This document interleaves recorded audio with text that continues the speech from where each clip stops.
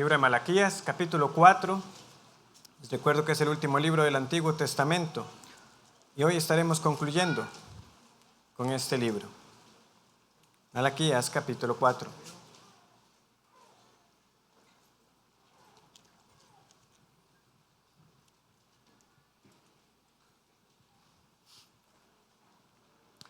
Malaquías 4 y leo para ustedes. Versículo 4 dice así: Acordaos de la ley de Moisés, mi siervo, al cual encargué en Horeb ordenanzas y leyes para todo Israel. He aquí, yo os envío al profeta Elías, antes que venga el día de Jehová, grande y terrible. Él hará volver el corazón de los padres hacia los hijos y el corazón de los hijos hacia los padres, no sea que yo venga y hiera la tierra con maldición. Este es el octavo y último sermón de Malaquías. Yo agradezco al Señor por la oportunidad de haberlo predicado y ver cómo estas reprensiones que caracterizaron al libro son también para nosotros. Reprensiones urgentes, necesarias, pero también a la vez amorosas, porque vienen de parte de nuestro Dios. Y así como aquellos que regresaron del exilio tuvieron que ser confrontados con estas palabras, nosotros también. Para aquellos que no han estado a lo largo de esta semana, sé igual porque sé que a veces un repaso ayuda. Brevemente, les recuerdo que cada disputa, ¿verdad?, giraba en torno al carácter de Dios. En la primera era en cuanto al amor de Dios, que Él es un Dios amoroso. En segundo lugar, de que Él es un Dios que es Señor y Padre, y por lo tanto debe ser honrado y temido. En la tercera, precisamente porque Dios también es Señor y Padre, Él es fiel para con nosotros. La cuarta tenía que ver con la justicia de Dios, la quinta con la inmutabilidad de Dios y la sexta con la honestidad, la veracidad de Dios. Y luego tenemos estos tres versículos que hemos leído. Acordaos de la ley de Moisés, y aquí Elías viene. Algunos, muy pocos realmente, ven esas palabras como parte de la sexta disputa. Pero realmente si uno les presta atención, aquí nosotros no tenemos ese estilo, ¿verdad?, de pregunta y respuesta. Son más bien lo que pudiéramos llamar nosotros unas conclusiones, unas notas al final, o apéndices, si le quisiéramos llamar así. Y si uno les presta atención, no solamente parecieran ser palabras que cierran el libro de Malaquías, bien pudieran ser palabras que cierran todo el canon profético, toda la sección de los profetas. Ahora, lo importante es tener claro qué es lo que pasa después de aquí. ¿Qué es lo que pasa después de que Malaquías ha terminado aquello que Dios le reveló? Viene lo que se llama como un periodo de un gran silencio, unos 400 años en las que ya no hubo más revelación directa de parte de Dios a un profeta. Por lo que pudiéramos nosotros tomar estas palabras como a modo de como un testamento, pudiéramos bien llamarlo. Y bueno, por algo se llama el Antiguo Pacto, el Antiguo Testamento. Aquí están esas notas finales, que es después de todo lo que Dios nos ha revelado, no solamente a través de los profetas menores, los profetas mayores, sino a través de la ley, los salmos y los profetas, viene esta conclusión para recordarnos una vez más que debemos tener presente lo que Dios nos ha dicho, pero no solamente es de recordar, sino también anticipar, porque vendría el día en que el Mesías regresaría, o vendría, en el caso de ellos y para nosotros, que anticipamos que el Mesías regresará. Nosotros ya no tenemos profetas como estos hombres, como Zacarías, como Malaquías, pero como dice Pedro, nosotros tenemos la palabra profética más segura. Nosotros debemos estar completamente confiados de que todo lo que necesitamos el Señor nos lo ha dejado en su palabra. Y por lo tanto, esas exhortaciones permanecen para nosotros hoy. Y son dos preguntas las que tenemos que contestar. ¿escuchamos nosotros la voz de Dios? Y la segunda, ¿esperamos su regreso? Porque esta es básicamente la estructura del sermón, es bastante sencilla. Tenemos dos exhortaciones, dos mandatos. Por un lado, a acordarnos de la ley de Moisés, y en la segunda, aunque no aparece un mandato explícito, hay un sentido implícito en el cual esta promesa de que uno que preparaba el camino para el Mesías iba a venir y por lo tanto tenía que haber un sentido de expectativa en aquellos que escuchaban. Por eso, la segunda exhortación es a esperar el día del Señor. Pero como dice aquí, será un día grande y terrible. Entonces, en primer lugar, tenemos que acordarnos de la ley de nuestro Dios. Dice el versículo 4 una vez más, acordaos de la ley de Moisés mi siervo, al cual encargué en Horeb ordenanzas y leyes para todo Israel. El Señor nos pide que nos acordemos de su ley, porque es la ley de Dios. Porque es cierto que aunque se le conoce muy popularmente, ¿verdad?, como la ley de Moisés, vean que el Señor siempre recuerda en última instancia de quién es la autoría. Es de Él, es la ley de Moisés al cual encargué. Ustedes pueden verlo en otras traducciones, que yo le ordené. O sea, son las leyes que Dios dio, sí, por mano de Moisés, pero es la ley de Dios. Por otro lado, alguien pudiera leer este versículo y decir, bueno, acordarse de la ley de Dios, acordarse de la palabra. Bueno, que nosotros debemos tenerla siempre presente, que debemos meditar de ella de día y de noche, que hay que obedecerla, pues pudiera ser aparente, ¿verdad?, para la mayoría, o eso espero. Pero yo quiero que notemos algo en este verso. Es que aquí debemos tener el cuidado de rápidamente tomar esta expresión, la ley de Moisés, como a veces podemos hacerlo en otras partes de la ley, como toda la palabra de Dios. Porque aquí lo que está pasando es bien específico.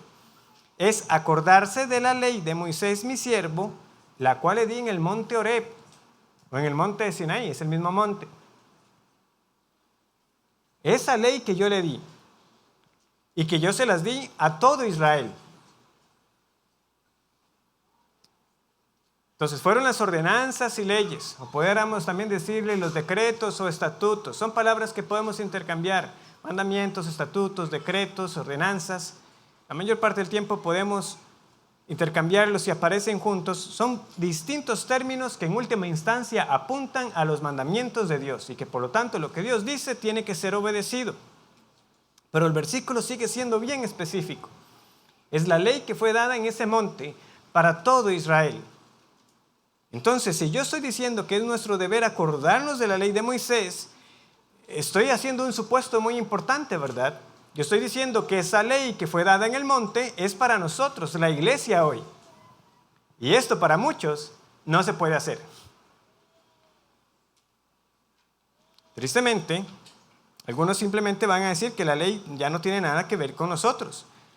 Pero es cierto que nosotros debemos tener cuidado cómo es que nosotros vamos a tomar esa ley que fue dada en el monte Horeb para nosotros, que ya no somos ese Israel físico. Pero debemos entender que sí tiene que ver. La pregunta es ¿cómo? ¿Cómo?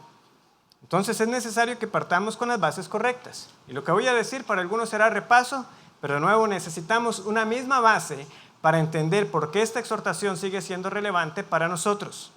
Primero, el solo hecho de que la ley que Dios dio en el monte Horeb también la tenemos nosotros en la Escritura, ya la hace parte de toda la palabra de Dios. Y nosotros tenemos este versículo tan conocido que nos dice que toda la Escritura ha sido inspirada por Dios y que es útil para enseñar, para reprender, para corregir, para instruir en justicia, a fin de que el hombre de Dios sea perfecto, enteramente preparado para toda buena obra. Entonces, si esta ley, que es parte de la Escritura, está aquí, quiere decir que es útil para nosotros hoy también. O sea, no simplemente entonces podríamos decir, no tiene nada que ver con nosotros, afuera con la ley. No, es parte de la Escritura y por lo tanto tiene una utilidad. El asunto es que, aunque muchos pudieran decir que están de acuerdo con esto, cuando se habla de esa utilidad de la ley, van a reducirla realmente a un mínimo. Ahora bien, Dentro de esta ley, ya sabiendo que es parte de toda la escritura inspirada por Dios y que es para nosotros, sí tenemos que tener al menos algunas divisiones importantes. La primera es que nosotros distinguimos lo que llamamos la ley civil o judicial. Luego tenemos la ley ceremonial y finalmente la ley moral de Dios. En esta división nosotros estamos reconociendo lo siguiente, que en la ley ceremonial, que se expresaba principalmente en los sacrificios, nuestro Señor Jesucristo vino como lo dije mal. O sea, nosotros tenemos que reconocer en la ley ceremonial y las ofrendas que ahí estaban las sombras que apuntaban a Cristo. Y por lo tanto, nuestro Señor Jesucristo viene y pone fin a este sistema de sacrificios. Ya no son más necesarias. Todo esto lo tenemos ampliamente expuesto en la carta a los Hebreos. Cristo es el sacrificio perfecto. Con respecto a la ley civil, las leyes civiles, sucede que ese estado teocrático de Israel ya dejó de ser. Y por lo tanto, nosotros no podemos tomar las leyes que fueron dadas a esa nación y aplicarlas literalmente para nosotros. Eso acabó cuando ellos también dejaron de ser una nación. Pero sigo reiterando, debemos tener cuidado de simplemente decir, bueno, ya no hay más sacrificios, ya esa ley civil fue para aquella nación de Israel y ya entonces hacemos todo eso a un lado. Porque si las examinamos de cerca, estas leyes nos siguen dando a nosotros instrucción acerca de la ley moral y cómo ésta era entendida y aplicada. ¿Por qué? Porque todas estas leyes tenían que ser en última instancia guardadas por la nación de Israel. Por ejemplo, nosotros tenemos el mandamiento claro que es de la ley moral, los 10 mandamientos, no matarás. Pero luego tenemos muchos ejemplos que se nos dan de cómo ese mandamiento era entendido. Que aunque algunos casos son específicos para la nación de Israel, nos dan a nosotros principios para saber cómo aplicarlo todavía en nuestro tiempo.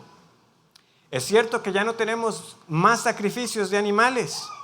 Y sin embargo, nosotros vimos que Malaquías, al reprender al pueblo por dar esos sacrificios de animales enfermos, como nosotros, que tenemos ahora un mejor entendimiento y que ya no tenemos que dar esos sacrificios animales, tiene que ver con nosotros también esa reprensión. ¿Por qué?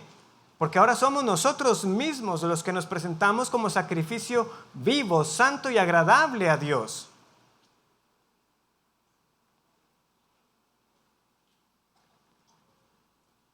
Nosotros, mucho más que los santos del pasado, debemos tener claro que nuestro Dios es digno de toda honra y que todo lo que hacemos debe glorificarle.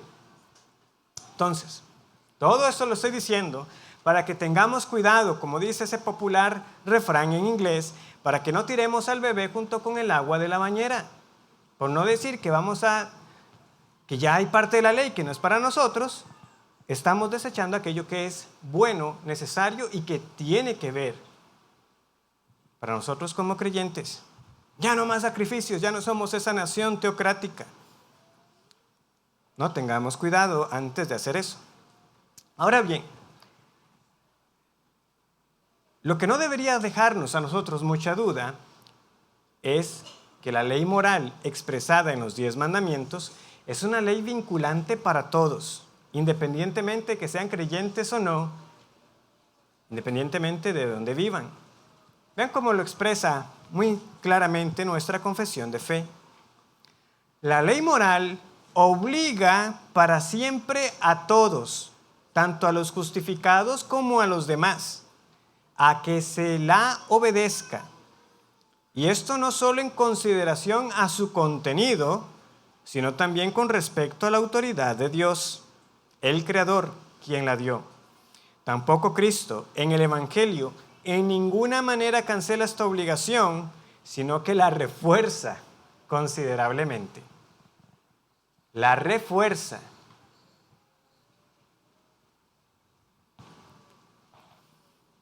Entonces, ¿necesitamos nosotros la ley de Dios y en particular la ley moral? Claro que sí. Por eso, cuando hablamos de esta tercera categoría de la ley moral, también hablamos de los 3 usos que esta ley tiene. La ley moral restringe el pecado. De nuevo, vean que tanto creyentes como incrédulos pueden reconocer en general, en un grado mayor o menor, que en estos mandamientos toda sociedad debería tenerlos para la apropiada convivencia. No matar, no hurtar, no adulterar, no mentir. Y por supuesto una nación que de corazón sirviera a Dios. Por eso se tiene ese llamado uso civil, restringe el pecado, promueve la justicia. También tiene un uso pedagógico, que es el propósito de traer convicción al hombre de pecado. ¿Cómo dice Pablo que él supo que era malo codiciar? Bueno, porque la ley dice, no codiciarás. La ley nos muestra a nosotros cuán lejos estamos del estándar que Dios exige. Y eso nos tiene que llevar a nosotros a clamar por perdón. Por eso la ley es vista, entonces, por eso les digo, uso pedagógico como de maestro, un ayo, un tutor que nos lleva a Cristo. ¿Pero qué pasa? ¿Termina ahí todo? Nos llevó a Cristo, vemos a Cristo como aquel que sí cumplió la ley perfectamente y ahora sí podemos decir, ahora sí, libre de la ley para siempre. No, hay un tercer uso. Es la ley como regla de vida, como la norma para el creyente, que nos recuerda nuestros deberes y nos guía en el camino de la vida y de la salvación. Entonces, para aquellos que se están durmiendo y se perdieron la primera parte, resumen. 3 categorías de la ley: civil, ceremonial y moral. Y dentro de la ley moral, 3 usos o propósitos.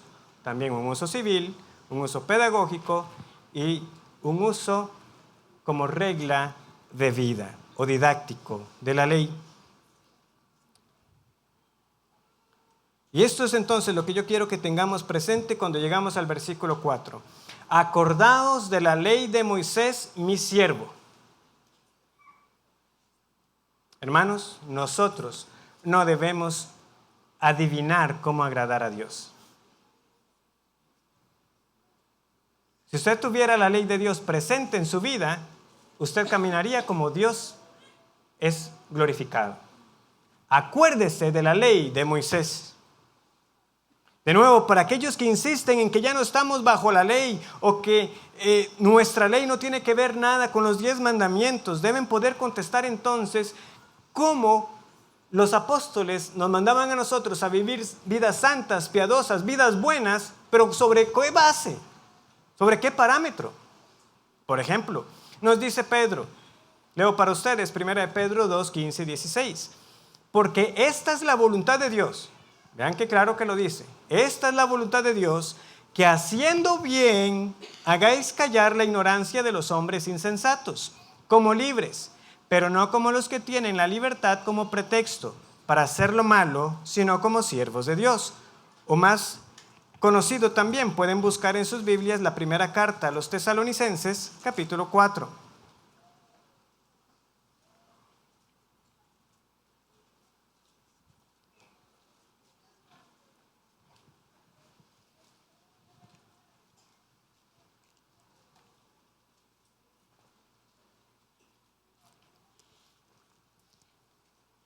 Primera carta a los Tesalonicenses, capítulo 4, versículo 1.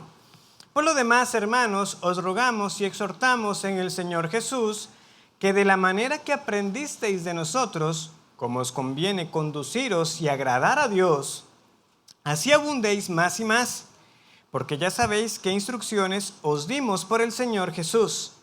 Pues la voluntad de Dios es vuestra santificación. Va a hacer la pausa ahí. De nuevo.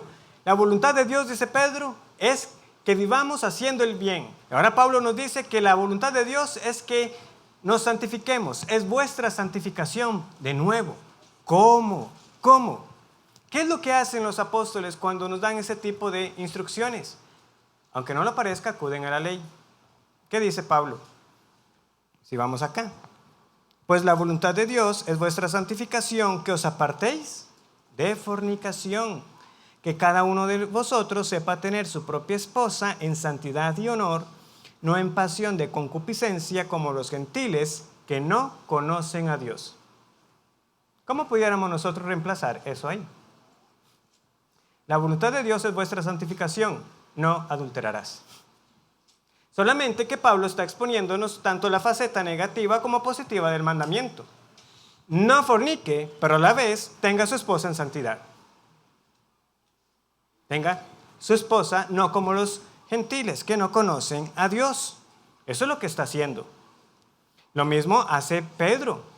Pedro cuando nos dice que vivamos bien, ¿qué es lo que él dice luego en el versículo 17? Nos dice que debemos honrar a todos, amar a los hermanos, temer a Dios y honrar al rey. Sin necesidad de entrar en mucho detalle, deberíamos poder notar cuál mandamiento está de fondo. ¿Qué mandamiento nos enseña a nosotros a honrar y a respetar las autoridades superiores? No me es difícil, ¿verdad? No robarás. No, honra a tu padre y a tu madre. Es el Señor diciéndonos, ¿verdad? Respete a aquellos que han sido puestos en su vida. Pedro aquí está ampliando el quinto mandamiento y enseñándonos que no solamente debemos honrar a padre y a madre. Por supuesto, debemos temer a Dios, la autoridad máxima, y a las autoridades que han sido puestas por Él. Eso es un ejemplo del alcance que tenían estos mandatos. Y el mismo ejercicio nosotros podemos realizar con todos los demás mandamientos. Sí, el resumen de la ley es el amor a Dios y al prójimo. Pero estos dos mandamientos no son deberes que quedan a mi discreción cómo cumplirlos. Bueno, si es que el resumen de la ley es amar a Dios y amar al prójimo. Mi manera de amar a Dios es así. Y la manera mía para amar al prójimo es de esta manera. No, un momento. Dios ha dicho cómo lo amamos a Él y cómo amamos al prójimo. El amor a Él y el amor al prójimo están definidos por lo que nos ha dado en su ley. Está bien definido. Otro pasaje muy conocido, ¿verdad? Lo tenemos en Romanos capítulo 13. Vean lo que dice aquí también. Romanos capítulo 13, versículo 8.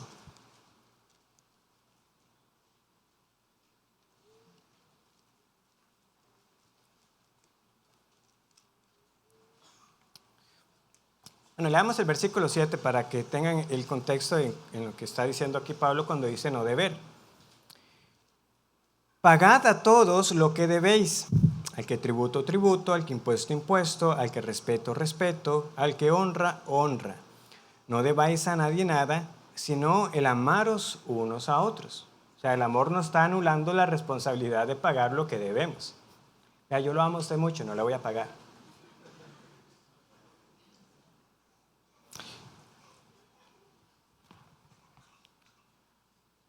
Sino el amaros unos a otros, porque el que ama al prójimo ha cumplido la ley.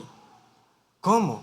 Porque no adulterarás, no matarás, no hurtarás, no dirás falso testimonio, no codiciarás.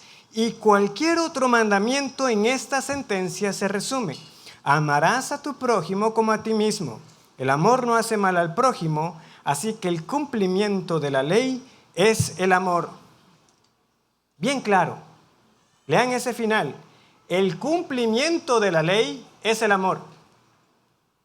Así es como amamos, cumpliendo la ley de Dios.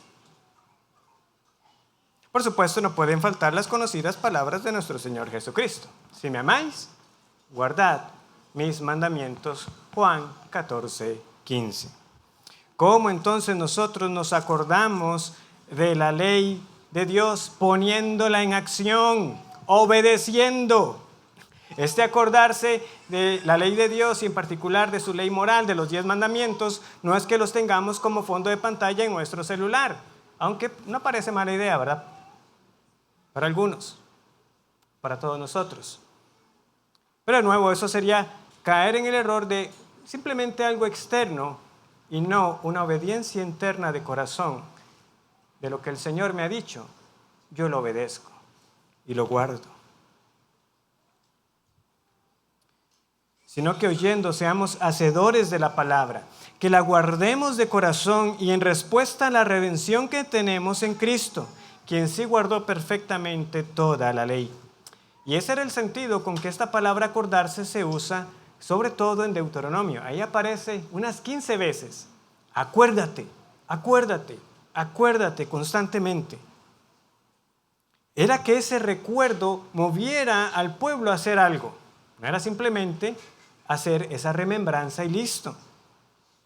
Por ejemplo, respecto al día de reposo, parte de lo que implica este mandamiento es que nosotros no hagamos trabajar a otros. Entonces, ¿qué dice el Señor en Deuteronomio 5, 14 y 15? Él dice, para que descanse tu siervo y tu sierva como tú. Acuérdate, esta misma palabra, que fuiste siervo en tierra de Egipto y que Jehová tu Dios te sacó de allá con mano fuerte y brazo extendido. Por lo cual Jehová tu Dios te ha mandado que guardes el día de reposo. No era solamente que recordaran que qué triste la pasamos allá en Egipto. No, recuerde la gran redención de Dios, cómo lo sacó de su esclavitud. Y teniendo eso presente, guarde mi día. Y no solamente usted, sino toda persona a su alcance. Otro ejemplo lo tenemos también en Deuteronomio 24, cuando luego de dar una serie de mandatos, no tienen que buscarlo, porque son varios mandamientos que se nos dan ahí. El asunto es que al final de dar esos mandatos, el Señor dice, y acuérdate que fuiste siervo en tierra de Egipto, por tanto yo te mando que hagas esto. Nuevamente, ese recordar no era simplemente hacer memoria, era llevarlos a acción. Acordándose de algo, guarde mis mandamientos. Y ahora, acordándome de lo que Dios me ha dicho, de que tenemos su ley escrita, nosotros debemos trasladar eso a acción constante. Sin embargo, mis estimados hermanos y amigos, nosotros debemos sorprendernos de la maldad de nuestros corazones y de la terquedad nuestra para atender las palabras de Dios. Porque nosotros muchas veces pecamos justo en aquello de lo que se nos ha predicado. Vean, es una gracia del Señor cuando nos muestra un pecado particular en su palabra y nos lleva al arrepentimiento. Y lo reconocemos así. He pecado y voy y le pido perdón al Señor. Pero también debemos reconocer, para vergüenza nuestra, que otras tantas veces, a pesar de que se nos señala en la falta, que pareciera como que es que el pastor, ¿será que el pastor sabe algo de esto? Se nos da así tan claramente, ¿verdad?, de que a través de su palabra el Señor nos está mostrando algo y sin embargo persistimos en ello. Como que pasa el susto y después continuamos. Yo creo que conviene evaluar si ha sido así, luego de exponernos a las reprensiones de Malaquías. Por ejemplo, ¿a quién el Señor le mostró que su servicio estaba siendo deficiente y mediocre, prometiendo a Dios lo mejor para luego retractarse y dar lo que le queda de tiempo de lo que le sobra y continúa igual? ¿Quién fue amonestado por ver su infidelidad y en lugar de cortar con las amistades que lo alejan de una vida de devoción a Dios, más bien se ha enredado con el mundo, como aquellos que contrajeron matrimonios con las mujeres extranjeras y se fueron tras los ídolos? ¿O quienes han seguido coqueteando peligrosamente con personas ajenas a su matrimonio? ¿Quiénes siguen acusando de injusticia a Dios en lugar de ver su propia injusticia? Y que Jehová está, como lo dice Malaquías 3, 5, que Jehová está contra los que juran mentira, contra los que defraudan en su salario, contra los que hacen injusticia y contra los que no tienen temor de Él, que está contra los hechiceros, contra los adúlteros. ¿Quién fue convencido de que no está ofrendando como debe y sigue tomando las mismas decisiones financieras? Si el Señor le ha hablado, ¿por qué no le obedece? Acordaos de la ley de Moisés. Pero hay más.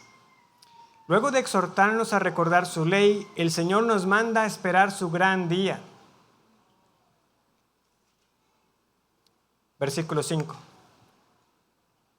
He aquí, yo os envío el profeta Elías, antes que venga el día de Jehová, grande y terrible.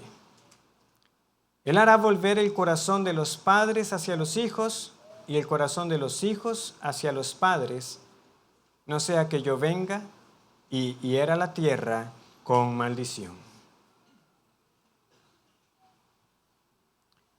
Aquí no hay duda que se nos está dando la identidad del mensajero. Ven el versículo 5, dice, he aquí yo os envío el profeta Elías. El Señor está enviando un mensajero.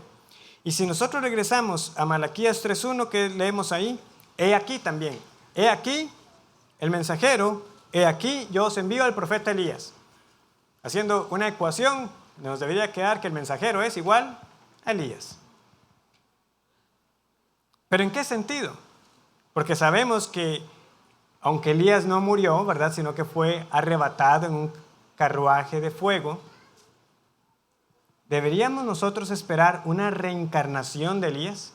Ese mismo Elías que fue arrebatado. El Nuevo Testamento es bastante claro, ¿verdad?, que no se trata de eso, porque a Juan el Bautista le hicieron esa pregunta, ¿eres tú Elías? Y el Evangelio de Juan es bastante enfático, no, lo negó, yo no soy Elías. Pero entonces alguien puede recordar una de las predicaciones anteriores, donde tomábamos Malaquías 3:1, y Jesús lo que nos dice es, pero si ustedes quieren recibirlo, Él es aquel Elías que había de venir, Mateo 11:14. Entonces en Juan 1:21, Juan dice, yo no soy Elías, y en Mateo 11:14 Jesús dice, si quieren recibirlo, Él es Elías. ¿Era o no era? Bueno, el Evangelio de Lucas nos lo aclara muy bien. Vamos entonces al Evangelio de Lucas.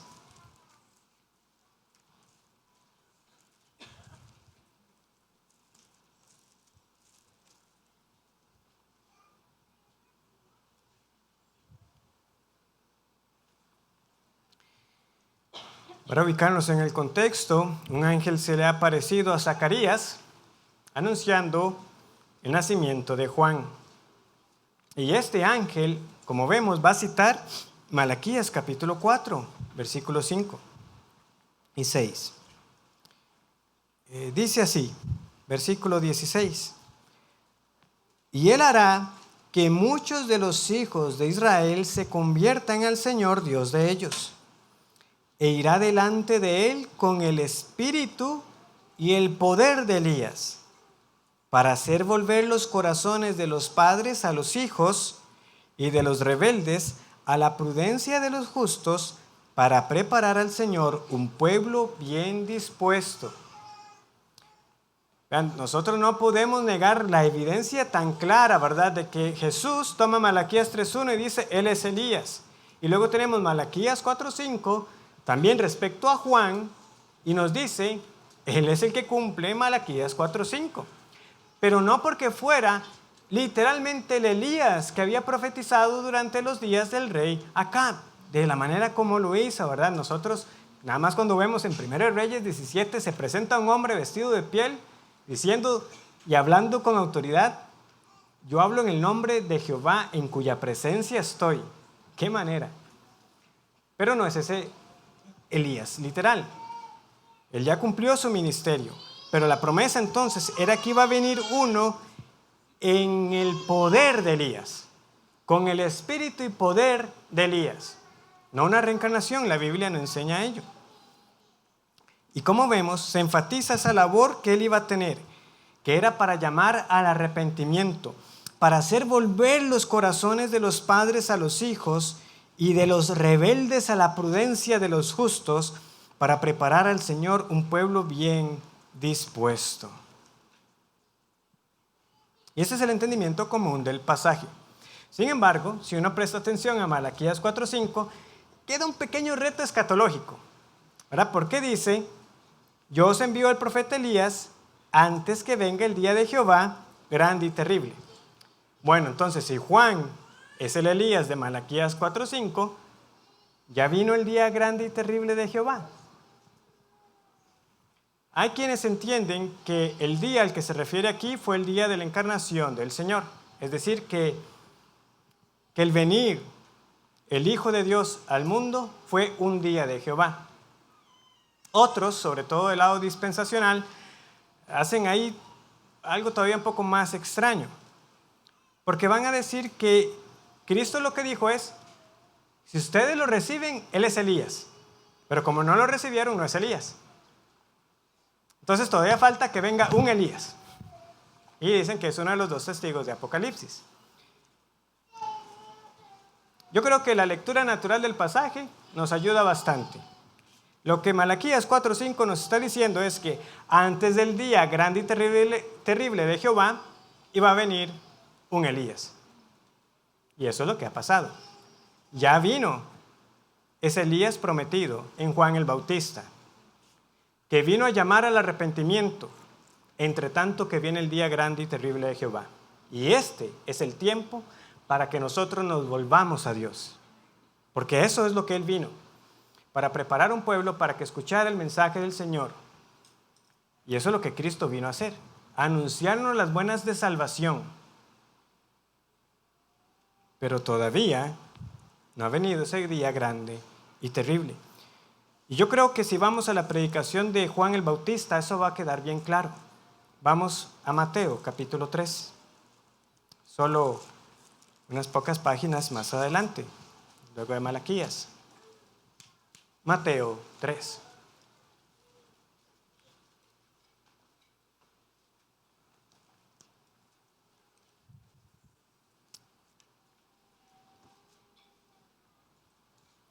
De nuevo, notemos esto tan maravilloso, ¿verdad? Terminando uno el libro de Malaquías, si usted empieza las primeras páginas del Nuevo Testamento, y aquí tiene a aquel que había sido anunciado.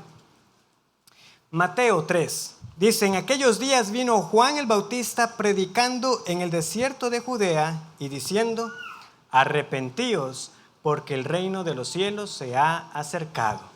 Ahí tenemos entonces al profeta llamando a que se vuelvan. Pues este es aquel de quien habló el profeta Isaías cuando dijo, voz que clama en el desierto, preparad el camino del Señor, enderezad sus sendas. Y sí que Juan fue bastante enfático, ¿verdad?, en amonestar a los rebeldes. Vean cómo les hablaba Juan. Al ver él, versículo 7, al ver él que muchos de los fariseos y de los saduceos venían a su bautismo, les decía, generación de víboras, ¿quién os enseñó a huir de la ira venidera?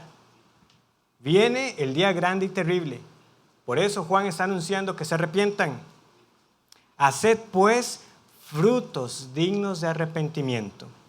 Y no penséis decir dentro de vosotros mismos, Abraham tenemos por padre, porque yo os digo que Dios puede levantar hijos a Abraham aún de estas piedras.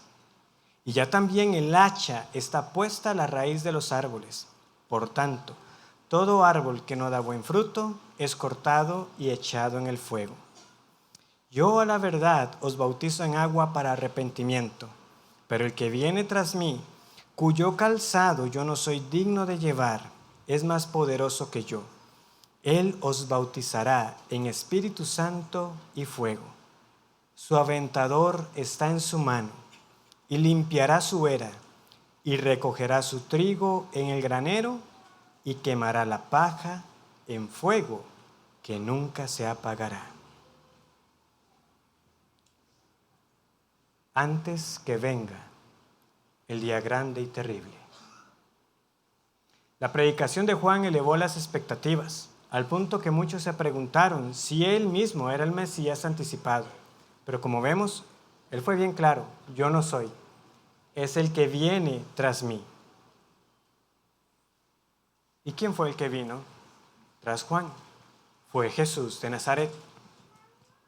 Es nuestro Señor Jesús. Él es Rey justo y amoroso Redentor. Él es León y Cordero. El Mesías vino a anunciar buenas nuevas de salvación, como también Él lo hizo cuando leyó el rollo en Lucas 4, a predicar ese año agradable. Pero si ustedes lo notan, Jesús detiene su lectura antes de decir que luego también venía el día de la venganza de Jehová. ¿Por qué? Porque este es el tiempo para arrepentimiento. Ese es el tiempo de clamar por perdón. para reconocer nuestras faltas, pero el aventador está en su mano. Hebreos lo dice también muy claro, Hebreos 10:13. Él se ha sentado a la diestra de Dios y de ahí en adelante está esperando hasta que sus enemigos sean puestos por estrado de sus pies. De nuevo, Génesis 3:15, el que viene a aplastar, a vencer, Él es. Todavía no ha llegado el día grande y terrible, pero vendrá. Y tristemente, yo tengo que decirles que muchos tienen un cuadro desfigurado de Cristo. Más que un Cristo amoroso, es realmente un Cristo inofensivo, inocuo, que no le hace daño a nadie. A ese Cristo no hay que temerle. Pero se equivocan. Pues la venida del Señor Jesucristo no fue solamente para redención. Es como termina Malaquías con esas palabras tan severas: no sea que yo venga y hiera la tierra con maldición. Es una palabra muy fuerte. De nuevo, piensen, la revelación profética está finalizando y la última palabra con la que finaliza es maldición. También se puede traducir como anatema. Y ustedes saben lo que pasaba con los anatemas.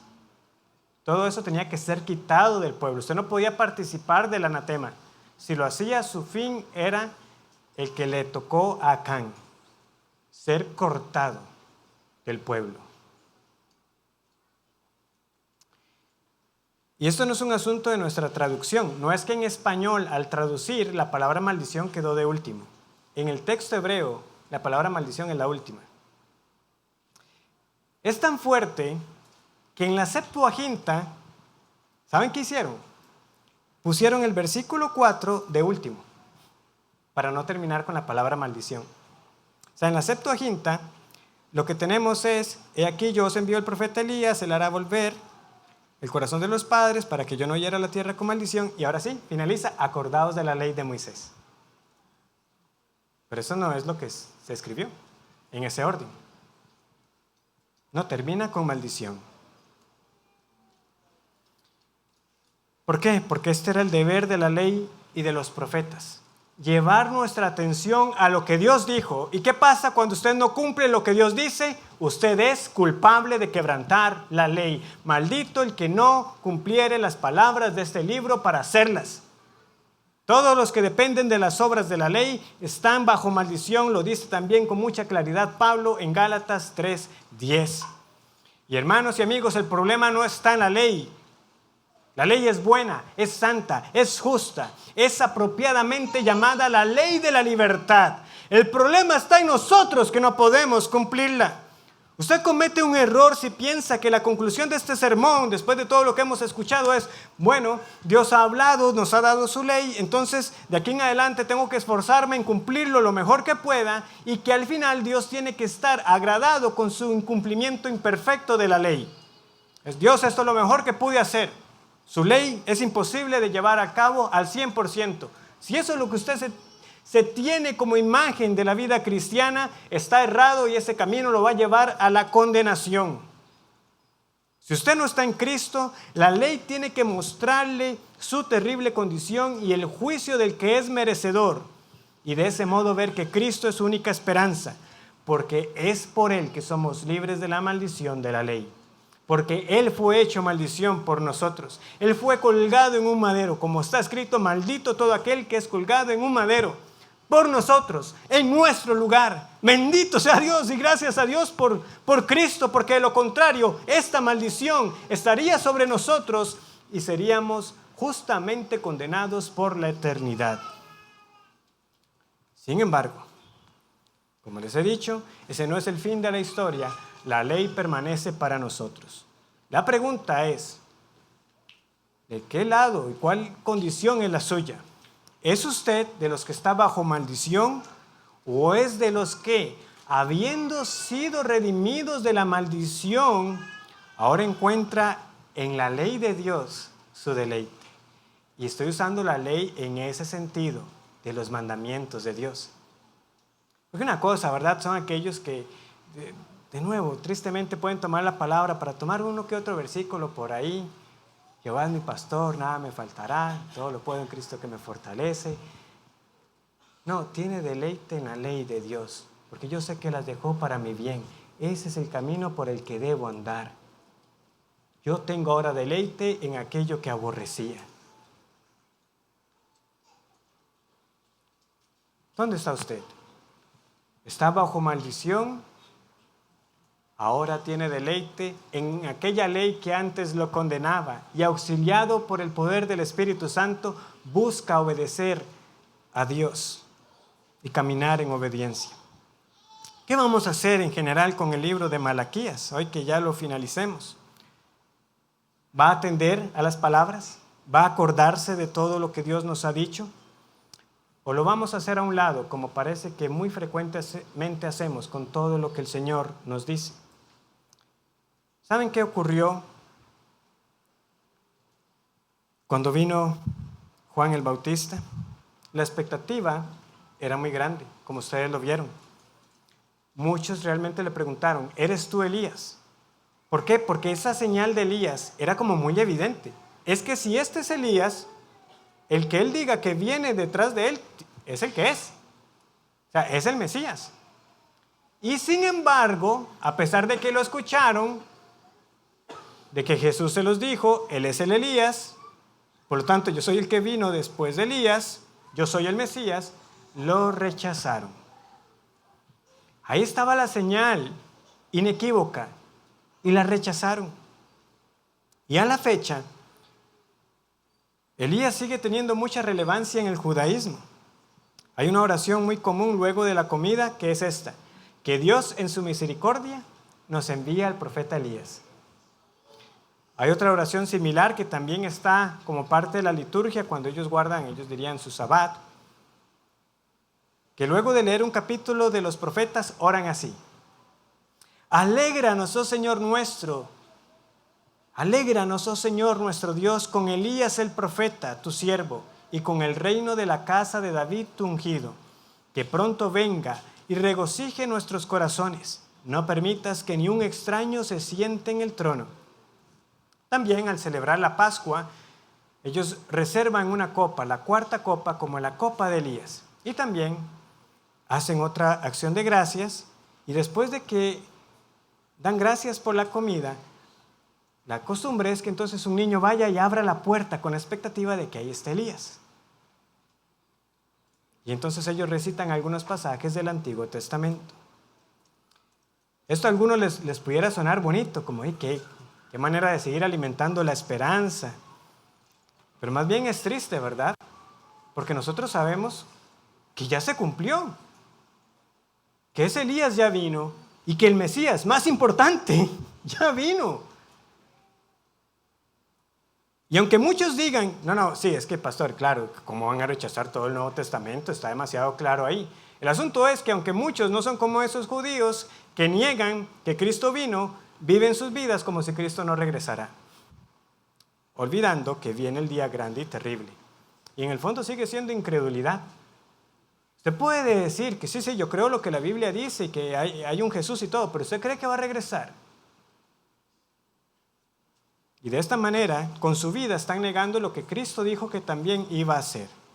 Y para concluir, yo quiero que vayan conmigo a Apocalipsis 3, versículo 3.